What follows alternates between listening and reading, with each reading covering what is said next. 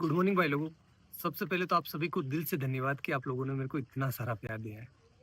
अब आप पूछ सकते हो कि सुन भाई, आप इतने दिनों से कहाँ थे, क्या कर रहे थे, आपके साथ क्या हुआ क्या नहीं हुआ। तो भाई लोगों सच बता रहा हूँ, पिछले 60 दिनों से मैं अपने घर पर बैठकर रो रहा हूँ। बहुत सारी एंजाइटी फील कर रहा हूँ और बहुत कुछ हो रहा है, मतलब क्योंकि मेरी जिंदगी बर्बाद हो चुकी है। अब मेरे पास कुछ भी नहीं है करने को। क्या हुआ है मेरे साथ, कुछ अलग हुआ है मेरे साथ, जिस वजह से जो भी मैं था ना वो खत्म हो गया है। कैसे हुई है मेरी जिंदगी बर्बाद, ये जानना है आपको अगर, या फिर मेरे को मैं बताऊं कि मेरे को मैं बता सकता हूँ आपको कि मेरी जिंदगी कैसे बर्बाद हुई है, तो उसके लिए मेरी जिंदगी जाननी पड़ेगी कि सोनू ने स्ट्रगल करके क्या अपने जीवन में हासिल किया था और उसके पास अब वो नहीं है। सोनू जिंदा रहने के लिए भी संघर्ष करा है सोनू भाई ने, जिंदा रहने के लिए। तो मैं बताता हूँ आपको कि मेरी जिंदगी कैसी थी, तब आपको भी समझ में आएगा कि मैंने क्या खोया है और मैं ऐसा क्यों सोच रहा हूँ कि मेरी जिंदगी बर्बाद हो गई है। और सबकी शुरुआत होती है मेरे नाना जी के घर से, वहीं से शुरू करते हैं।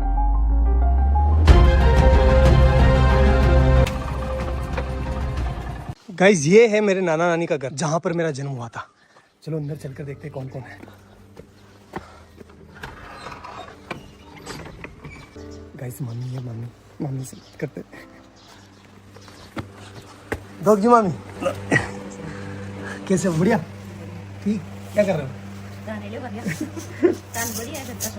हाँ तैयार है, सब तैयार है। तो कुछ ऐसा दिखता है नाना नानी का घर। मेरा जन्म हुआ था यहाँ पर। पहले आपको पता है कि ना हॉस्पिटल वगैरह नहीं जाते थे, मतलब बच्चे जो है वो घर पर ही हो जाते थे। तो मेरा भी जन्म ऐसे ही हुआ है। मामी, हम यहाँ कौन से कमरे में रहते थे पहले जब मैं छोटा था ना, बच्चा था तब? इस वाले में। ये है वो रूम जहाँ पर हम बचपन में रहा करते थे, ये वाला। देखो आप, ये देखो इधर इधर इधर इधर। इस वाले रूम में जो है भेड़ और बकरियों के बच्चे रहा करते थे, क्योंकि बाहर कुत्ते मार देते थे ना, इसलिए। और इस वाले पोर्शन में जो है मेरी बूढ़ी नानी, जो अब इस दुनिया में नहीं है, और मेरी मम्मी दोनों रहा करती थी। और यहीं पर हम जो है पले बड़े हुए हैं। एक्चुअली में हुआ क्या था गाइस कि यार वो एल्कोहलिक थे, थोड़ा सा उनकी हैबिट थी कि उनको नशा लग गया था। तो फिर वो हमारी टेक केयर नहीं कर पा रहे थे अच्छे से। तो नाना नानी ने ये रिस्पॉन्सिबिलिटी ली कि हम जो है इन बच्चों को पालेंगे, अदरवाइज इनका क्या होगा। तो उन्होंने हमें यहाँ लेकर आए और यहीं पर जो है मम्मी अपना काम करती थी, साथ ही साथ हमारा पालन पोषण यहीं हो रहा था। तो मैं एक लाइन बोल सकता हूँ कि अगर मेरे नाना नानी नहीं होते ना, तो आज मैं या फिर मेरे बहन भाई हो सकता है कि इस दुनिया में नहीं होते। गाइस देखो नाना जी का गांव कितना प्यारा है। खैर फिर वो टाइम आया जब हमें ये घर छोड़ना पड़ा, क्योंकि यार गाइस देखो नाना नानी कब तक पालेंगे, उनकी खुद की भी कोई जिम्मेदारी है, इसलिए फिर हमें यहाँ से जाना पड़ा। चलो अपन भी चलते हैं, लेकिन उससे आशीर्वाद ले लेते हैं। चलो।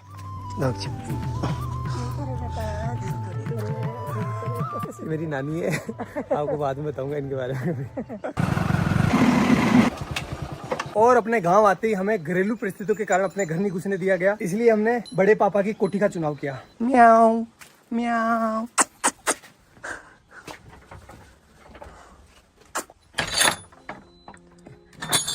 तो भाई लोगों ये है हमारी कोठी, जहां पर हम 2 साल रुके थे। तो अगर मैं अपने 2 हाथ फैलाऊं ना, इतना ही डिस्टेंस है, ज्यादा नहीं है, इतनी ही इसकी लंबाई है और इतनी ही इसकी चौड़ाई है। ये देखो, और हाइट आप देख सकते हो, बस इतना ही है। मेरी हाइट थोड़ी कम है, इस वजह से यहाँ पर जगह भी कम रह गई थी। केवल यहाँ पर एक छोटा सा मचान बिछाने के लिए जगह थी। और ऊपर से जो है बरसात का पानी टिपकता नहीं था, बरसात का पानी गिरता था, क्योंकि ये छत है ना थोड़ी नीचे है। और यहाँ पर आप देख सकते हो नीचे जो इसका फर्श है ना, फर्श वो बना हुआ था गोबर और मिट्टी का। इस वजह से यहाँ पर कभी कभी सांप आ जाया करते थे, अपने घर बना लिया करते थे। और भाई लोगों इस घर में हमें जिंदा रखने की जिम्मेदारी आ गई हमारे मम्मी के कंधों पर। और इस वजह से पहले भी काम किया उन्होंने, लेकिन उन्होंने 10 रुपए मजदूरी में काम चालू कर दिया। 10 रुपए में से 5 रुपए के वो हमारे लिए चावल लेकर आती थी। मैं लेकर आया हूँ आपको बताने के लिए कि उस टाइम कितने चावल आते थे। इतने चावल आते थे 5 रुपए के। तो इन चावलों से वो हमारा पेट भरती थी, तीनों भाइयों का, तीनों बहन भाइयों का सॉरी। और खुद भूखी सो जाती थी कि मेरे बच्चों का पेट भर जाए, बस बहुत है, मैं तो निकालूंगी रात। और हम ना समझते उस टाइम, तो हम नहीं समझ पा रहे थे कि हमारी माँ जो है वो भूखी सो रही है। हम तो बस अपना पेट भरने का ध्यान दे रहे थे। लेकिन मेरी मम्मी जो है उस टाइम बिना कुछ खाए भूखी सो रही थी। एक जो कटोरी होती है आटे की, उसको संभाल के रख रही थी कि जब बुरा टाइम आएगा तो मैं अपने बच्चों को खिलाऊंगी। खुद कुछ नहीं खा रही थी। एक टाइम खाना खाती थी पूरे दिन में वो, और कंटिन्यूस काम कर रही थी वो।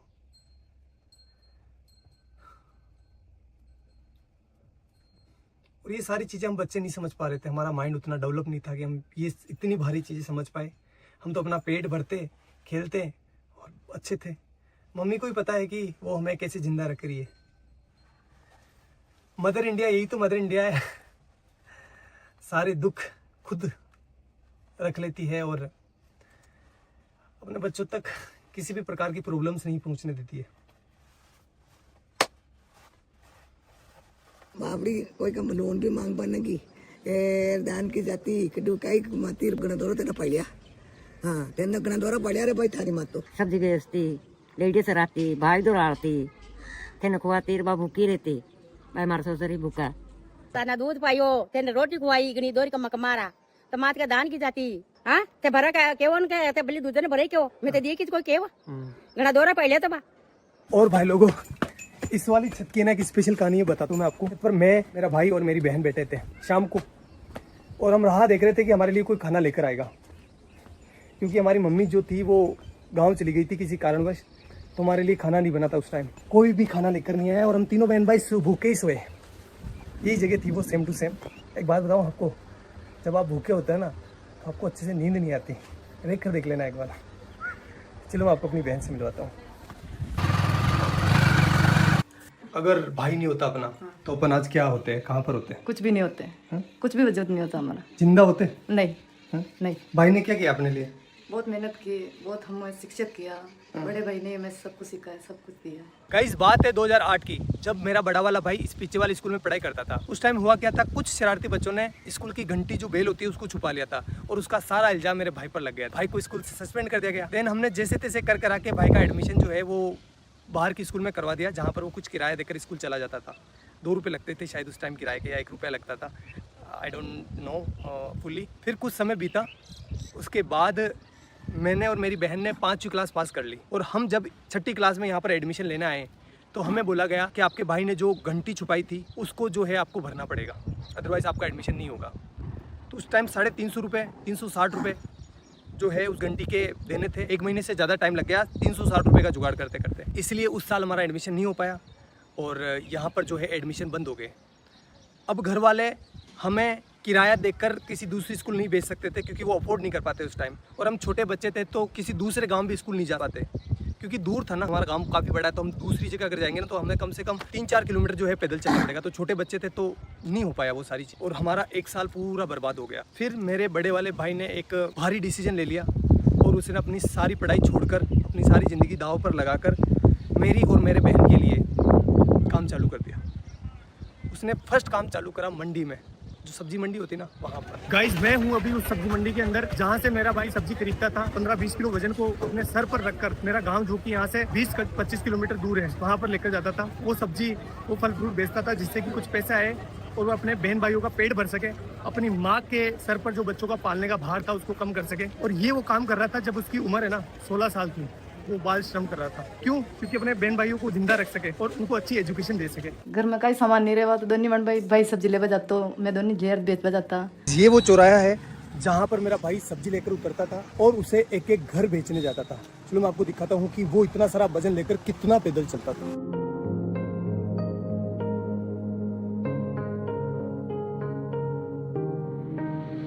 उस 20 किलो वजन को अपने सर पर रखकर इन घरों में घूम घूम कर सब्जियां बेचता था। इस काम में कुछ लोग पैसे नहीं देते थे, मतलब सब्जियां उधार ले लेते थे और फिर बोलते थे कल ले लेना, परसों ले लेना। भाई लोगों, एक बार की बात है, सामने जो बाबूजी महाराज का मंदिर दिखाई दे रहा है ना, उनके बारे में ऐसा बताया गया, जो लड़के बैठे होते हैं ना चौराहे पर, बदमाश नहीं बदमोश, उन्होंने ऐसा बोला कि मेला है बाबूजी महाराज का, तो इस दिन इस डेट को बाबूजी महाराज का मेला है, तो तुम अपनी सब्जी और फल फ्रूट लेकर आ जाना यहाँ पर। तो हमने सोचा अच्छा है कि हमारा जो है फल फ्रूट बिक जाएगा और हमारा कुछ बेनिफिट हो जाएगा। हम आए तीनों बहन भाई, तो यहाँ पर आकर देखा तो कोई मेला नहीं था, और उन्होंने थोड़े से हमसे फल फ्रूट ले लिए और हमको डरा धमका के भगा दिया।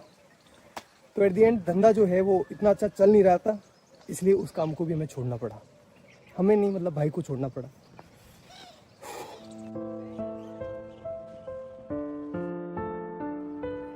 और गाइस फिर मेरे भाई ने खिलौनों की दुकान पर काम चालू कर दिया, जहां पर उनकी सैलरी थी 50 रुपए पर डे, यानी 1500 रुपए पर मंथ।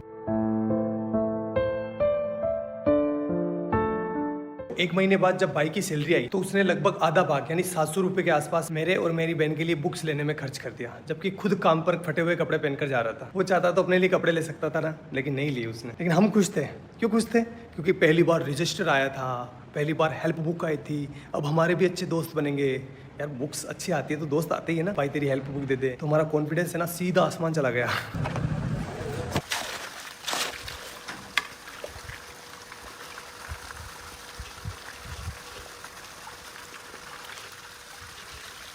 भाई लोगों, अब मेरी बारी थी।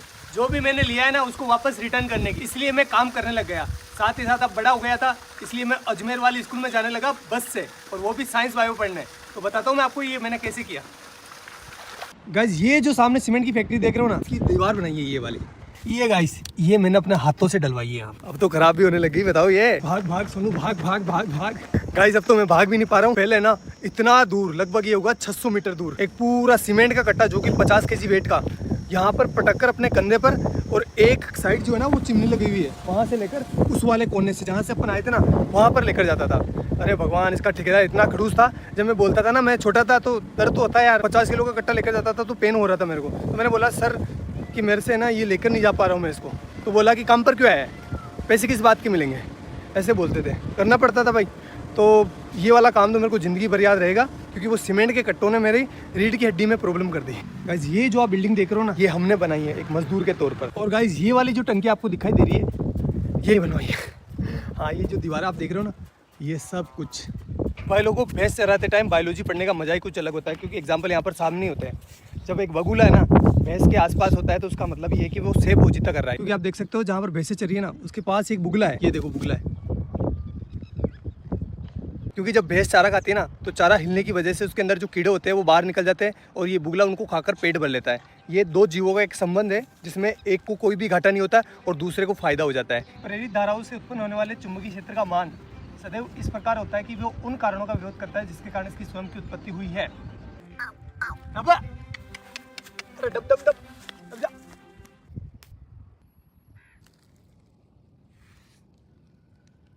अब भाई लोगों, अब रिजल्ट का टाइम, लेकिन वो मैं यहाँ नहीं बताऊंगा, मैं बताऊंगा उस वाले पहाड़ के ऊपर। तो चलो चलते हैं। अरे काटी काटे या तो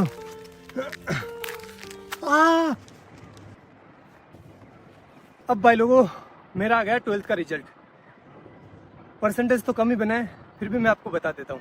ये देखो 77%, जिसमें से केमिस्ट्री में आए 93 डिक्टेशन और फिजिक्स में आए हैं 87 डिक्टेशन। भाई लोगों, ये मेरे परसेंटेज नहीं है, ये लेकर आया मेरे जीवन में कॉन्फिडेंस।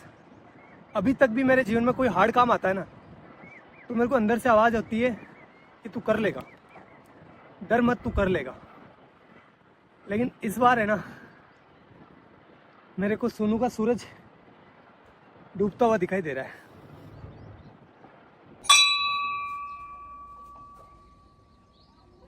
भाई लोगों, अब मैं टीचर बन चुका था। चलो क्लास लेकर आते हैं। हाइजेनबर्ग का अनसर्टेनिटी प्रिंसिपल, इसके बारे में अपन बात करने वाले हैं। ठीक है, चलो बताओ कहाँ पर जाकर मिलेगा। कि जब एक मार्कर मेरे हाथ से निकला ना तो ऑटोमेटिकली आपकी नजर जो है मार्कर के ऊपर होती हुई आपको पता चल गया कि मार्कर कहाँ जा रहा है। इसकी पोजीशन पहले ये कहाँ पर है वो पता है, और इसकी स्पीड पता है, और ये किस डायरेक्शन में जा रहा है पता है, तो अपन इसका पाथ डिसाइड कर सकते हैं। एक इलेक्ट्रॉन को ये वरदान दिया है भगवान ने, साथ रखा, जा बेटा जा, इस दुनिया में जा, और तेरी है ना कोई इंसान एक टाइम पर ना तो तेरी पोजीशन मतलब दोनों का एक साथ पता नहीं कर सकता।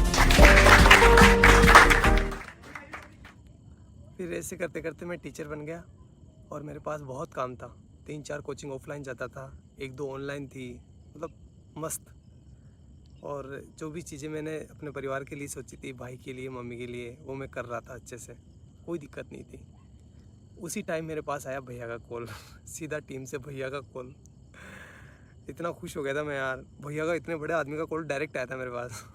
तो फिर भैया का कॉल आया और भैया ने बोला मेरे को, सोनू यार हमारे यहाँ पर है ना एक साइंस की लड़के की डिमांड है, तो तू आ सकता है क्या। मैंने बोला ठीक है भैया, मैं कर लूँगा, कोई दिक्कत नहीं है।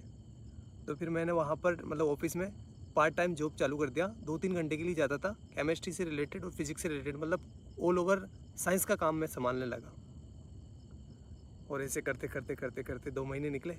2 महीने के बाद भैया ने आगे से बोला मेरे को कि सोनू तो ऐसा कर, फुल डे ज्वाइन कर ले, सारा दिन काम कर और पॉसिबल है तो कर ले।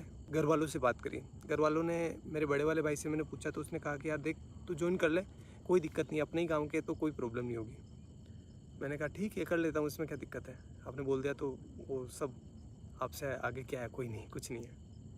ऐसा करके मैंने टीम को ज्वाइन कर लिया और फिर मेरा अच्छा शानदार टाइम आया।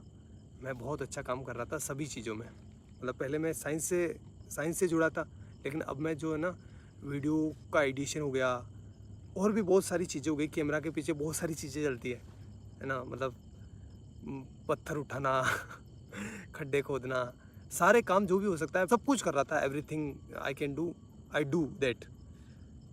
बेस्ट चल रहा था, कोई प्रॉब्लम नहीं थी, अच्छी चीज़ें हो रही थी, शानदार, हर एक चीज़ में शानदार एफर्ट लगा रहा था। जो मतलब एक वीडियो आपको लगता है कि बहुत ईजी होता है, लेकिन ईजी नहीं होता, बहुत हार्ड काम है एक वीडियो को बनाना।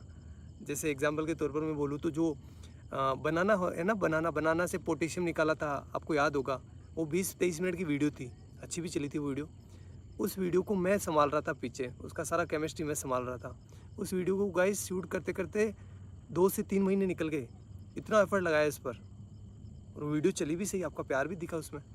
तो ये तो एक एग्जांपल है, बाकी बहुत सारे काम किए, जैसे डायमंड वाला, और भी बहुत सारे साइंस के सारे प्रोजेक्ट थे ना, वो मैं हैंडल करता था बिहाइंड द कैमरा, और चीज़ें अच्छी चल रही थी, मतलब कोई दिक्कत नहीं था, सब कुछ शानदार था। मैं सारे कंपनी के रूल एंड रेगुलेशंस फॉलो कर रहा था, मेरी अटेंडेंस की भी कमी नहीं थी, हर एक चीज़ बेस्ट थी। और मैं भैया की इतनी रेस्पेक्ट करता हूँ, आज भी करता हूँ, कि भैया के सामने कभी ऐसा टाइम था मैं चेयर पर नहीं बैठता था, मतलब मुझे लगता था कि नहीं मेरी औकात नहीं इनके बराबर बैठने की।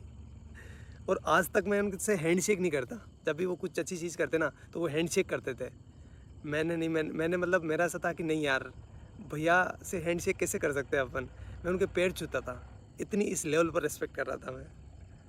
सब कुछ चीज़ें शानदार चल रही थी, कोई भी प्रॉब्लम नहीं थी किसी भी प्रकार से। अभी 2-3 महीने पहले ही मेरे साथ कुछ ऐसा हुआ कि मैं अब आपको बता नहीं सकता। मैं पता नहीं कौन सी ज़िंदगी से निकल के आया हूँ, मेरे ये दिन कैसे निकले हैं मैं ही जानता हूँ। वो तो आप लोगों का प्यार है और घर वालों का प्यार है, लेकिन मैं एक बहुत हार्ड टाइम से निकला हूँ। तो मैं कुछ बोलकर क्योंकि मेरी मेंटल हेल्थ और मेरी इमोशनल हेल्थ दोनों ही ठीक नहीं अभी, मैं और इसको ख़राब नहीं करना चाहता। और अब जो है मेरी ज़िंदगी ख़राब हो गई है, बर्बाद हो गई है पूरी, ना तो मैं टीचिंग का रहा, ना मैं यूट्यूब का रहा। और सच बता रहा हूँ भाई लोगों, कुछ लोगों के मन में कुछ भी आ सकता है, लेकिन मैंने किसी को धोखा नहीं दिया है। मैंने सिर्फ एक बार मौत को धोखा दिया था, जब मेरे को पानी में फेंक दिया गया था, छोटा था तब, तो उस टाइम मैं मरने से बचा था, बड़े वाले भाई ने बचाया था मेरे को, तो उस टाइम मौत को धोखा दिया है मैंने। बाकी मेरी ज़िंदगी में मैं किसी को सोच भी नहीं सकता, मतलब मेरी ज़िंदगी ख़राब हो गई है, पूरी बर्बाद हो गई है, मैं कहीं का ना रहा। लेकिन घर वालों को वो चीज़ें नहीं दिखा सकता मैं, वो मेरी वजह से परेशान हो रहे थे, और आगे से मैं रहूँगा भी नहीं, ना तो आपके सामने रहूँगा, ना घर वालों के सामने रहूँगा। और साल भर तक मैं ट्राई करूँगा, अगर मेरे से ये हो जाता तो ठीक, अदरवाइज़ मैं जो है वापस अपने एजुकेशन फील्ड में चला जाऊँगा, और साथ ही जो है अपनी एजुकेशन को भी सुधारूँगा। और साथ ही ये करके देखना पड़ेगा, सिचुएशन ऐसी हो गई है कि मेरे को करना पड़ेगा, क्योंकि मैं क्या करूँगा आप। और आगे आने वाले टाइम में बताऊँगा मैं आपको कि मेरे साथ क्या हुआ है, लेकिन अभी मेरे को माफ़ करना, मैं नहीं बता सकता, मैं वापस वो डार्क टाइम नहीं देखना चाहता। आगे जाकर बताऊँगा, मैं पक्का बताऊँगा, लेकिन अभी नहीं। हाथ जोड़कर रिक्वेस्ट है।